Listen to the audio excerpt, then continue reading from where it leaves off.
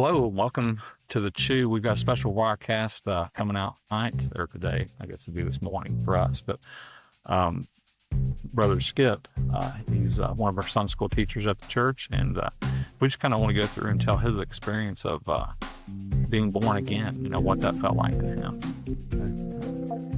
Well, we've always heard that term. If you've been raised in the church, what it means to be born again.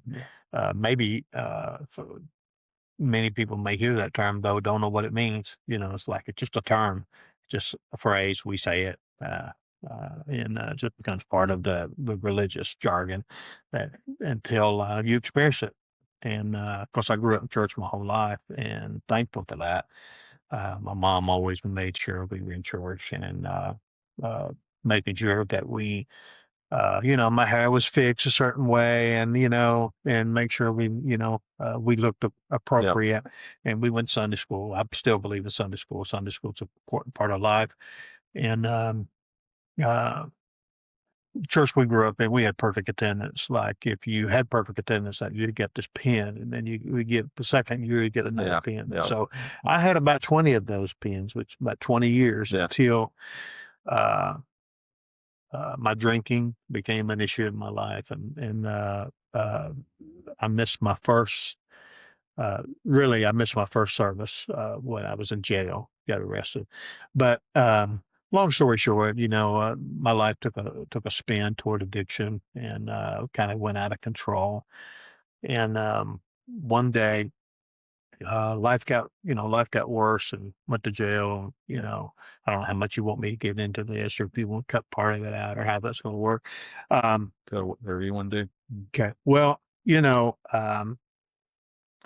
sometimes we need to experience brokenness in our life. And if we don't ever experience that brokenness, I'm not sure we ever really reach up. At least that's the way it was for me. And so I needed the brokenness. I needed to experience that brokenness and the recognition I needed some help. And so um, I'm serving a jail sentence, a 90-day jail sentence for my last DUI, which was my fourth one. One of them I got out of, but I had four arrests, and I'm serving that time, and I just didn't want to live. And I remember picking up the mattress, saying, uh, day one, day two, day three, writing it on the bunk underneath the mattress, the concrete bunk, and something hit me that said, "It don't matter what day it is, you'll always be in places just like this."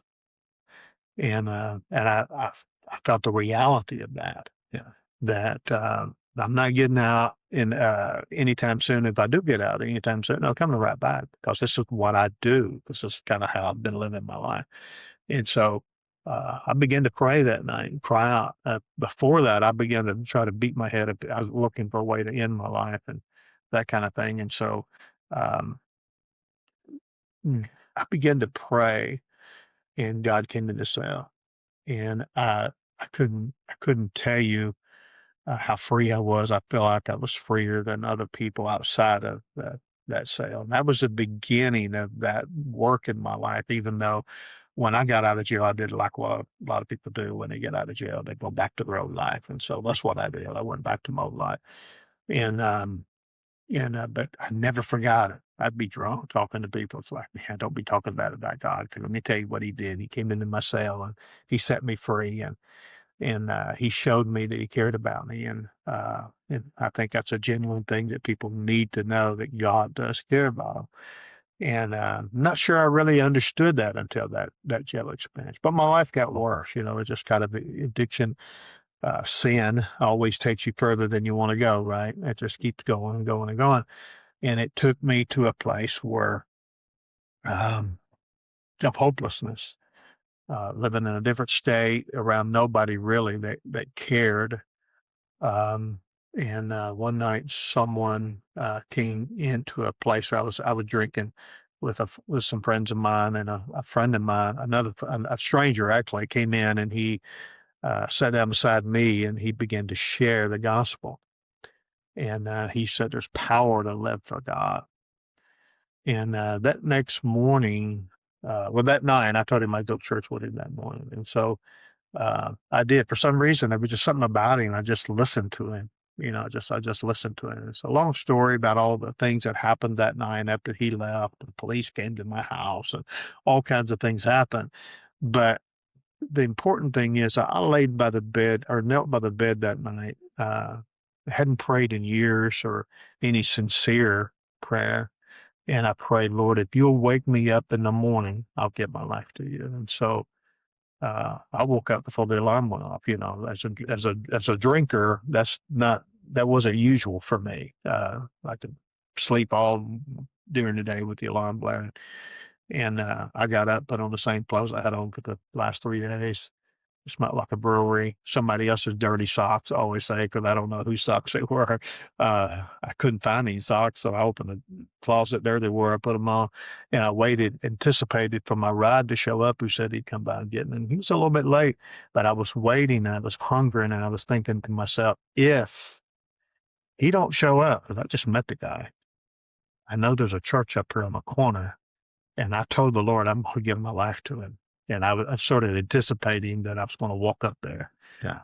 There was a hunger on the inside. Well, he pulled up and we drove up at the church. It was a beautiful, magnificent building and a little bit intimidating. But he said, whatever you do, don't harden your heart. It's a dangerous thing to harden your heart. And so I chose not to harden my heart. And he said, you doing this for God or man? And I said, for God. And we walked up those steps and I met some people and they were all wonderful people. And I sat down on the back row and it was still part of Sunday school. It wasn't really adult service. It wasn't really the main service yet. And so I listened to I don't remember what the lesson was about or anything like that, but I remember the people in front of me looked at me with love. I felt that. And, you can't forget that when you feel loved by somebody and they generally cared for me and they looked at me in the eyes and they later would take me out to eat that day. But, when the altar call was given, was just really, they had a worship service after that. They had a worship service leading into the main, to the preaching. Before the preaching ever took place, they had this worship experience, and they said, if anybody needs Jesus to do something in their life, come forward. And I remember I said I wouldn't harden my heart. And I got up out of my seat and I walked awkwardly to the front, and I stood there. And because they asked us to stand, come and stand at the altar. I grew up in a church where you get down and pray and cry, and Yeah. everybody hugged you and said, "You can do this, little Anthony, you can do it." But I stood there awkwardly. I didn't really know what to expect, but they said to me, Skip. They didn't know me by name, but my friend was right behind me, telling who I was and stuff. If you believe this prayer that we're going to pray, and you repeat it after us, the Lord will save you, or something like that, and I remember thinking in my brain, that's stupid to repeat a prayer. I mean, I thought it in my brain just for a split second. That's stupid to repeat a prayer. And then because that's not how I grew up. And then something in the other split second said, but if I believe it, I'm going to say it. And I believed. And I said it, and something happened. I didn't weep like a baby, but I did. I remember one big tear ran out. On one of my cheeks, one big tear ran out. Something happened. Something lifted off of me, and I knew it. Come back to church the night before. That Sunday night, but the next day on the job site, this is where. The scripture says you got to be born again. Right. And this is kind of a testimony of being born again. I was working on this job site, construction, dirt, and mortar dust everywhere. It's February. Things aren't really that beautiful at that time of year, even in Tennessee. It's winter. But I remember coming around the side of one of the walls that we were building, and I looked out over the field and I said, no, it's different. And then I looked down at the mortar dust in the dirt and I kicked it. And I said, even the dirt's different. Yeah. Yeah. because something had happened on the inside of me. And, uh, and that was the beginning of God's work in my life. I know the jail was the beginning part, I guess, but the God getting my attention, but this was the time when the Spirit of the Lord came into my life. I became a born again believer, Mhm. and and they laid me off for like within an hour or two of that. I listened to your story, and it's just such a good example of how being in darkness, and maybe you have a dark passenger with you, but then God comes into your life. Now you've got that passenger of light with you. Absolutely. Yeah. It's just that switch of your thoughts and your very being, and you're in that state of hopelessness, and what's tomorrow, and what's the sense in being here, and what's this all about, and you go from that spot of hopelessness, and the Spirit of God comes and gets planted within you, and then you're at that point of, I have hope for tomorrow. That's Yeah. right. That's you right. know and then the way you look at life changes at that point. Absolutely. And that's the part of being born again. I was born into that sin, and now, like Nicodemus came to Christ by night, and he's saying, "What's this thing about being born again? What do you mean? Do you enter back into the womb again and come out again?" No, it's the Spirit that was placed within you when you were born. This other Spirit is placed within you, Right. Right. and now you're a new person, a new Yeah. creature in Christ. It's just such a good example of it. Absolutely. Absolutely. And I know some, they, uh, no matter where people come from, uh, it's a real experience for them if they've been born again, if they changed from darkness into light.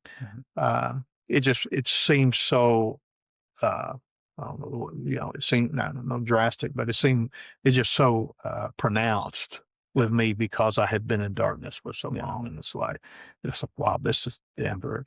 And I had this normal thing where I'd go out to the car during lunch and drink a Dr. Pepper or whatever. If I did bring anything to lunch, which a lot of times I did not because I didn't have a lot of money where I was drinking at all. Um, uh, so I went out there and I think I had a Dr. Pepper, but I don't know. I set my old Cutlass Mhm. and I turned on the radio and that's like, and there was some love song playing, but I didn't think about some girl or my girlfriend. Yeah. I thought about Jesus. Yeah. I was just, my heart just went there just Right. automatically. Just like he starts changing that internal part of your Yeah. being. Uh, that was one of the most exciting times in my life because everything brand new.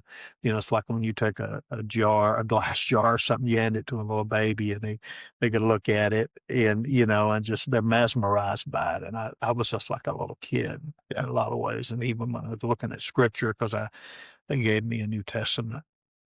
And I thought believers were reading the Bible, so that's what I did. And and many do.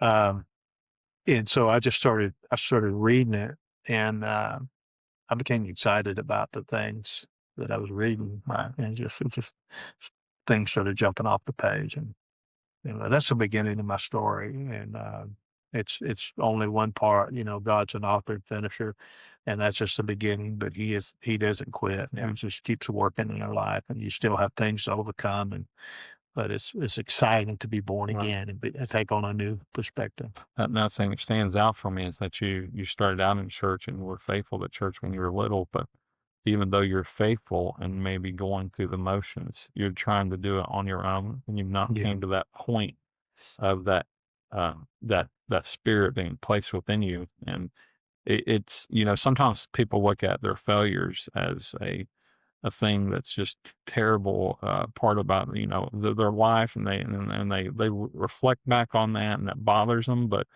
if you take that bad spot in your life and you realize that is God took that and He showed His grace through it, and God was Mhm. glorified even in that failure.